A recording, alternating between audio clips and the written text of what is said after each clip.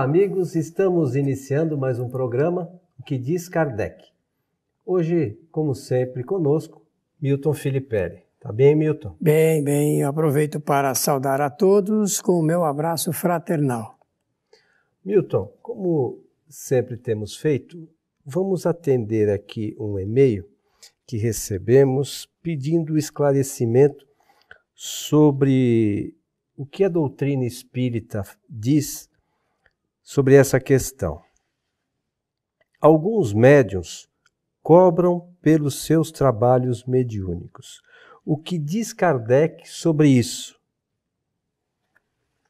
Bem, Coelho, a doutrina espírita é a única doutrina que examina esse assunto da mediunidade, tendo como ponto de partida a faculdade que todos os seres humanos possuem, todos, indistintamente. E possuem essa faculdade como uma ferramenta de trabalho. E Kardec fez uma divisão muito importante da mediunidade generalizada, que é essa que eu estou mencionando que todos os seres humanos possuem, da mediunidade específica, chamada ostensiva, que nem todos possuem, como ferramenta de trabalho, de prestação de serviço. É tanto que se costumou chamar assim de um termo um tanto quanto religioso, vem desde da origem da nossa doutrina, de que a mediunidade é um dom. Muitos dizem até, mediunidade é um dom de Deus para os homens, mas de presente para que o indivíduo possa usar. De forma que o Espiritismo, dentro dessa linha, correspondente a essa linha filosófica da utilização da mediunidade, não sugere, não recomenda e nem muito menos aplaude qualquer tipo de pagamento pelo exercício da mediunidade, uma vez que ela vem para contribuir com os homens, no sentido de se relacionar com os espíritos e na transmissão do conhecimento dos espíritos para com os seres humanos, para a instrução. E no livro Evangelho segundo o Espiritismo, e eu penso que você vai fazer leitura dele hoje, existe um momento, penso que até o único momento que existe na doutrina espírita, em que Allan Kardec vai, no capítulo correspondente, dizer que o objetivo primordial da mediunidade é a instrução espiritual da humanidade. E Kardec, ele faz uma abordagem, inclusive levando o assunto para o médium que é aquele aplicador de passes, como nós falamos no centro espírita, aquele que ajuda os espíritos na transmissão de bons fluidos reconfortadores, sustentadores, apoiadores e até mesmo fluidos curadores. Ele vai trabalhar nessa matéria e vai fazer uma comparação. Jesus e seus discípulos curavam e não cobravam por isto. Claro que Jesus não foi médium, mas os discípulos foram. E eles transferiam bons fluidos para as pessoas sob a recomendação e ajuda dos espíritos superiores, espíritos amigos, familiares, como tem hoje. E bem, está certinho aí o que o nosso amigo, a nossa amiga falou. Existem médiuns que cobram, pagam. O que vem a ser isso? É o exercício profissional da mediunidade. Existem alguns países em que os médiuns são profissionais, recolhem pela aposentadoria, se aposentam como médiuns do ponto de vista previdenciário e tudo mais. Mas nós sabemos que é uma faculdade que recebemos de graça, gratuitamente, e como tal devemos exercitá-la. Nesse sentido, a casa espírita, todas elas que se dizem espíritas, não cobram por nenhum atendimento. Se tiver qualquer coisa, casa espírita, cobrando alguma coisa por atendimento, não é a casa propriamente espírita. E fique bem claro que isso não quer dizer que as pessoas não possam auxiliar as atividades, né? Porque toda instituição necessita de se manter aberta. Então, os trabalhadores normalmente se cotizam para que aquilo se faça normalmente, né, para poder ter os atendimentos, diferente de se cobrar pela atividade mediúnica, né? Então, como você mencionou, existem alguns países que isso é normal, mas para o espiritismo essa prática não é utilizada, né, Milton? E eu penso até que fere o Código Penal, penso até. Então, não é uma prática espírita e realmente nós não devemos aplaudir nenhuma atitude de cobrança pelo exercício da mediunidade, nenhuma. E colocar até sob suspeita quem faz isto, porque realmente é um dom, como Kardec vai chamar aí, você vai fazer essa leitura boa, agradável, e, portanto, nós devemos ajudar o próximo sem nenhuma intenção de ganho por esse trabalho. E existe uma outra questão que eu acho de extrema importância, a relacionada com os espíritos que se submetem a participar de um atendimento desta ordem. Porque espíritos superiores, eles têm plena convicção, né, que os atendimentos devem ser gratuitos. E deve haver espíritos que apoiem esse tipo de atitude, não deve ser espíritos com um grau de conhecimento muito elevado mesmo. Qual é o seu pensamento sobre isso? Com toda certeza. Eu penso também dessa forma e acho que os espíritos superiores nos incentivam ao trabalho de benemerência, aquele trabalho que se volta às necessidades humanas. E quem é que não precisa de vez ou outra na sua existência, de uma contribuição, de uma colaboração nesse particular, ou para receber dos espíritos algumas instruções, ou para receber os benefícios do passe para fins de aliviar as enfermidades, e até mesmo para saneá-las, para curá-las, né? Mas sempre lembrando que é indispensável também em todas essas questões, porque às vezes a gente vai em algum local buscando uma orientação, um auxílio, esperando que as coisas aconteçam de forma maravilhosa. Não é bem assim que funciona. Essas coisas, muitas vezes, os nossos pedidos são atendidos, mas eles estão diretamente relacionados com a nossa transformação, né? Porque se nós nos mantivermos sempre na mesma condição de pensamento, enfim, de conduta, não há como os espíritos nos ajudarem a mudar, se nós não fizermos a nossa parte. O esforço próprio, não é? Exatamente. Então precisa ter, sim, precisa ter uma motivação da pessoa a se dedicar para também se esforçando, juntar essa possibilidade com da ajuda dos espíritos, também através de médiuns, não há dúvida nenhuma. Kardec vai falar, Coelho, de que, por exemplo, os médicos, eles se formam, mas antes de se formarem, eles são obrigados a estudar. Para estudar, eles aplicam recursos materiais. Então, eles têm gastos e tudo mais. Depois, eles se formam e é uma das profissões existentes. E, em decorrência da natureza dessa profissão, claro que eles poderão cobrar pelos serviços que prestam. Mas mediunidade é oferecida gratuitamente. Ninguém paga para ser médium, para se formar médium. Não existe faculdade para formar o médium, porque isso é realmente, digamos, uma faculdade natural. Por ser natural, já nasce com o indivíduo, dizendo, é uma faculdade do espírito. Então, todas as pessoas, inclusive, que quiserem participar das atividades, dos cursos das casas espíritas, também isso é feito de forma gratuita. Gratuita. Né? Então, só para a gente ilustrar aqui, como o Milton mencionou, do livro Evangelho segundo o Espiritismo, no seu capítulo 26, no item 7 desse capítulo, que, na verdade, o item 8, que fala da mediunidade gratuita.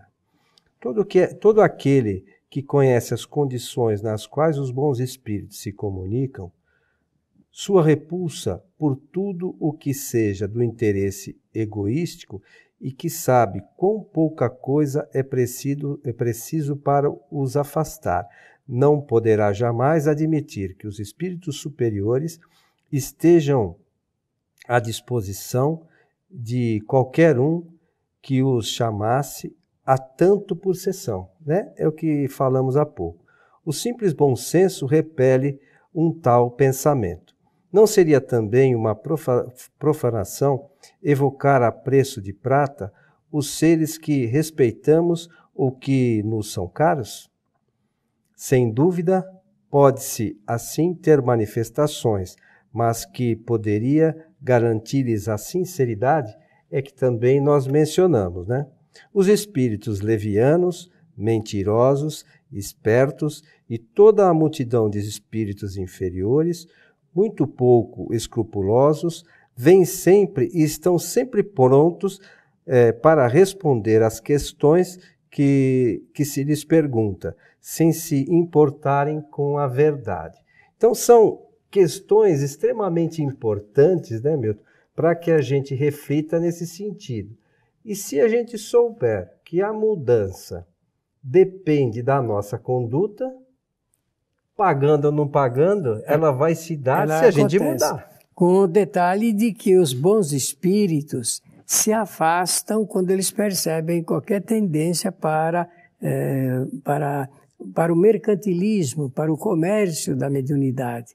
Quando Moisés, na trajetória do povo hebreu, na volta lá pelo deserto, ele faz essa proibição de evocar os mortos, faz exatamente porque os médiuns estavam cobrando pelo exercício da mediunidade. Não é que ele proíbe a evocação, ele proíbe a cobrança da evocação com essa finalidade comercial. E alguns, por desconhecimento, imaginam que ele proibiu de evocar. E nem teria como, porque isso é um fato natural, então, quer proíba ou não, realmente ele iria acontecer. É porque os espíritos se manifestam desde que há seres isso encarnados mesmo. E os espíritos se manifestam. Também. Então, como a gente percebe, essa história vem muito antiga. E eu penso até que a inspiração da pergunta se dá pela observação do que acontece agora e muito mais por essas informações anteriores, né, de que estão contidas no Velho Testamento. Enfim, é preciso, mais uma vez, que a gente busque a informação nos lugares corretos. Não queremos aqui julgar ninguém se é certo, se é errado, mas a doutrina espírita não tem por hábito esta prática de cobrança de qualquer tipo de atendimento que se faz nas entidades, nas instituições espíritas. Não se cobra absolutamente nada mesmo. A palavra nada quer dizer, não há nenhum símbolo de referência para poder propor ou solicitar a obtenção de lucro. E nesse sentido nós podemos falar que esses atos, a gente pode falar das casas espíritas aqui do Brasil ou de qualquer outro lugar. Mais uma vez, se a casa cobrar pelo atendimento, não é uma casa espírita. Com certeza. No espiritismo não se tem essa ideia da cobrança em percentual algum dos trabalhos que se faz gratuitamente, devido ao exercício gratuito da própria mediunidade. E depois Kardec prossegue no item 9 deste mesmo capítulo. Ao lado da questão moral, se apresenta uma condição efetiva não menos importante que se prende à própria natureza da faculdade. A mediunidade não pode ser e não será jamais uma profissão. Não somente porque seria desacreditada moralmente e logo comparado aos ledores de sorte, mas porque um obstáculo material a isso se impõe. É uma faculdade essencialmente móvel, fugídia e variável, com a permanência da qual ninguém pode contar. Seria, pois, para o explorador um recurso sempre incerto que poderia lhe faltar no momento em que lhe seria mais necessário. Ou seja, os espíritos podem também se afastar daquele que tem por hábito cobrar pelos atendimentos mediúnicos. Por esse desvio, com toda certeza, acontece isso.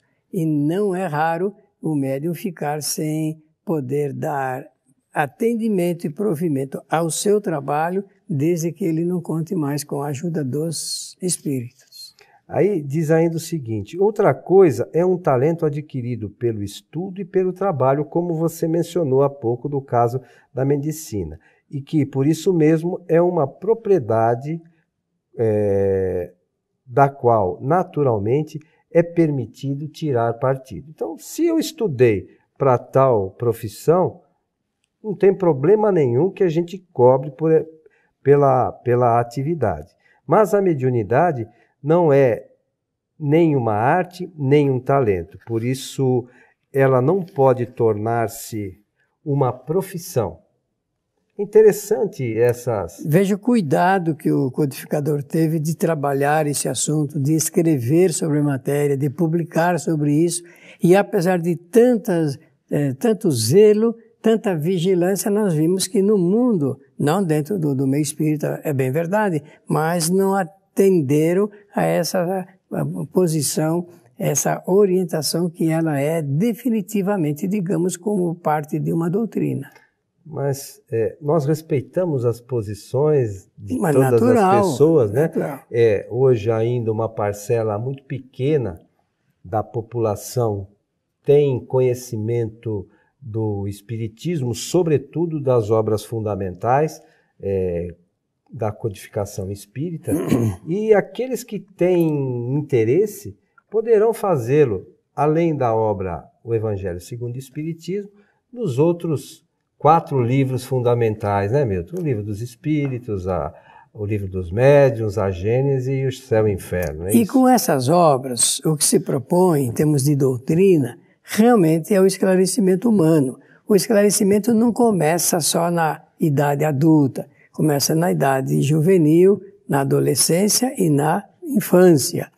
Penso até que, dadas as notícias revolucionárias que o Espiritismo apresenta, da lei de imortalidade, de evolução, de reencarnação, livre-arbítrio, causa e efeito, dentro do futuro, as crianças aprenderão essas matérias no regime escolar, porque fazem parte da formação cultural e espiritual do homem.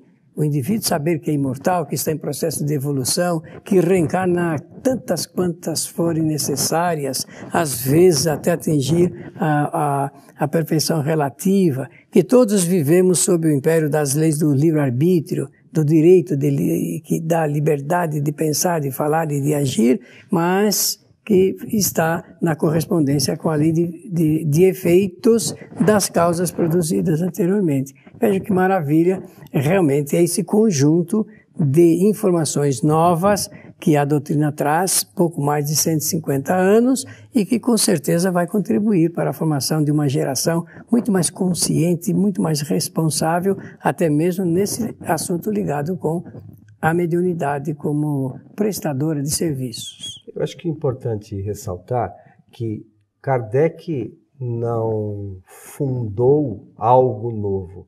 A comunicação com os espíritos sempre ocorreu. Como você mencionou, desde o tempo de Moisés já havia, e desde que exista espíritos encarnados, os desencarnados sempre procuraram atuar da mesma forma.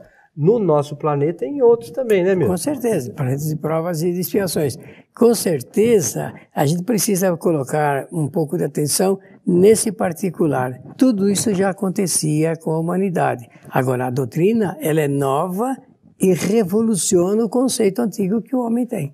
Kardec formulou tudo isso de uma forma que ficasse mais compreensível para nós hoje, e para nós, para o espírita, representa o Consolador prometido por Jesus. Isso mesmo. Não é isso, meu amigo? Exatamente. Meu caro, estamos chegando ao final de mais um programa, O que diz Kardec.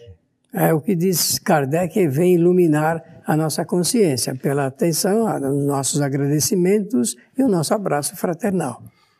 Nós lembramos a você que este programa, como todos os outros programas anteriores produzidos por nós, poderão ser assistidos em no nosso site kardec.tv.